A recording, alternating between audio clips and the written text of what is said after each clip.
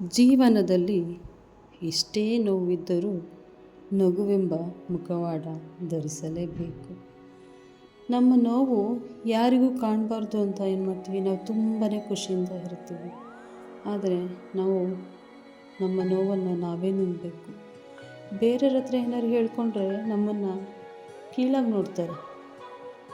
ಹೊರಗೆ ಮಾತ್ರ ಚೆನ್ನಾಗಿ ಮಾತಾಡಿಸ್ತಾರೆ, ಆದರೆ ನಾವು ಸ್ಥಿತಿಯನ್ನು ನೋಡಿ ಆಡ್ಕೊಂಡು ನಗಾಡ್ತಾರೆ. ಆಡಿಕೊಳ್ಳುವ ಬಾಯಿಗೆ ತುತ್ತಾಗಬಾರ್ದು ನಾವು ಯಾವತ್ತು. ಇವತ್ತು ನಮ್ಮನ್ನು ನೋಡಿ ಅವ್ರು ಆಡ್ಕೊಂಡಿರ್ಬೋದು, ನಾಳೆ ನಮ್ಮನ್ನು ನೋಡಿ ಅವರು ಹುಡುಗಿ ಈ ಥರ ಆಯಿತಾ, ಹುಡುಗ ಈ ಥರ ಆಯಿತಾ ಅಂತ ಹೇಳಬೇಕು, ಶಬಾಷ್ಗಿರಿ ಕೊಡಬೇಕು. ಆವಾಗ ಲೈಫಲ್ಲಿ ಏನು ಬೇಕಾದ್ರೂ ಸಾಧಿಸ್ಬೋದು. ಇಲ್ಲಿ ಸಾಧನೆ ಎಷ್ಟು ಮುಖ್ಯ ಅಂತಂದರೆ, ಬಿದ್ದಾಗ ಎಷ್ಟೋ ಜನ ಹೇಳ್ತಾರೆ ಅವಳ ಕೈಯಲ್ಲಿ ಏನೂ ಆಗಲ್ಲ ಅಂತ. ಆದರೆ ನಾವು ಗೆಲುವನ್ನು ಮೆಟ್ಟಿ ನಿಲ್ತಾಗ ನಿನ್ನ ಕೈಯೆಲ್ಲ ಆಗುತ್ತೆ, ನೀನು ಮಾಡು, ಧೈರ್ಯವಾಗಿ ಮುನ್ನುಗ್ಗು. ಇಡೀ ಪ್ರಪಂಚದಲ್ಲಿ ಯಾರೂ ನಿನ್ನ ಜೊತೆಗಿಲ್ಲದಿದ್ರೂ ಪರವಾಗಿಲ್ಲ, ನೀನು ಮುಂದೆ ಸಾಗ್ತಾ ಹೋಗಬೇಕು. ಯಾವತ್ತು ನೀನು ನಿಂತ ನೀರಾಗಬಾರ್ದು, ಹರಿಯುವ ನೀರಾಗಬೇಕು. ಯಾವಾಗಲೂ ನಿಂತ ನೀರೇನಾಗುತ್ತೆ, ಅಲ್ಲೇ ನಿಂತೇ ಇರುತ್ತೆ.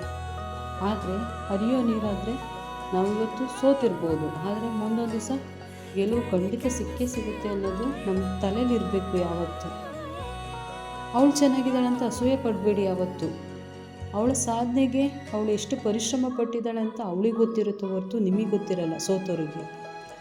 ಆದ್ದರಿಂದ ಗೆಲುವು ಬೇಕು ಅಂದರೆ ನಿರಂತರ ಪರಿಶ್ರಮ ಪಡಬೇಕು ಹೊರತು, ಅದು ಕಬ್ಬಿಣದ ಕಡಲೆ ಥರ ಅದು ಅಗಿದಷ್ಟು ಗಟ್ಟಿಯಾಗಿರುತ್ತೆ ಹೊರತು ಈಸಿಯಾಗಿ ಯಾವತ್ತೂ ಗೆಲುವು ಸಿಗೋದಿಲ್ಲ.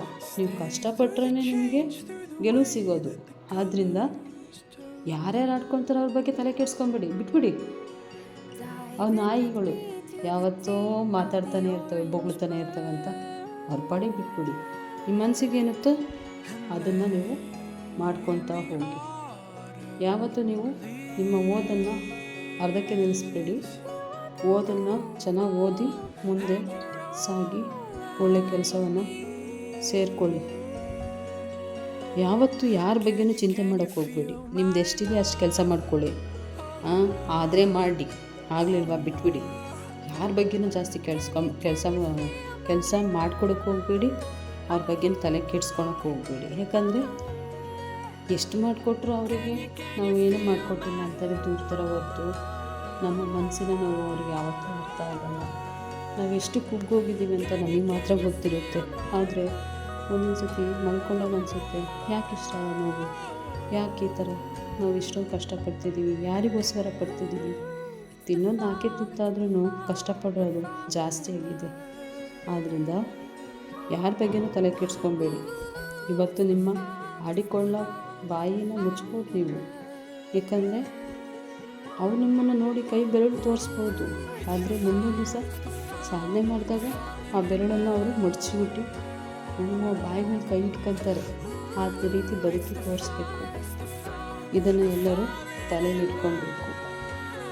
ಯಾರ್ಯಾರು ನನ್ನ ಯೂಟ್ಯೂಬ್ ಚಾನಲನ್ನು ನೋಡ್ತಿದ್ದೀರಾ ದಯವಿಟ್ಟು ಸಬ್ಸ್ಕ್ರೈಬ್ ಮಾಡ್ಕೊಳ್ಳಿ, ಕಮೆಂಟ್ ಮಾಡಿ ಮತ್ತು ಶೇರ್ ಮಾಡಿ. ಈ ವಿಡಿಯೋದಲ್ಲೇನಾದರೂ ತಪ್ಪಿದರೆ ನೀವು ದಯವಿಟ್ಟು ಕಮೆಂಟ್ ಬಾಕ್ಸಲ್ಲಿ ತಿಳಿಸಿ. ಆವಾಗ ನಾನು ಹೆಚ್ಚು ವಿಡಿಯೋ ಮಾಡೋದಕ್ಕೆ ಸಾಧ್ಯವಾಗುತ್ತೆ. ಎಲ್ಲರಿಗೂ ನಾನು ಈ ಮೂಲಕ ಹೇಳೋದಂದರೆ, ನಿಮ್ಮ ಸೋಲೆ ಗೆಲುವಿನ ಮೆಟ್ಟಲು ಆಗಬೇಕೆಂದು.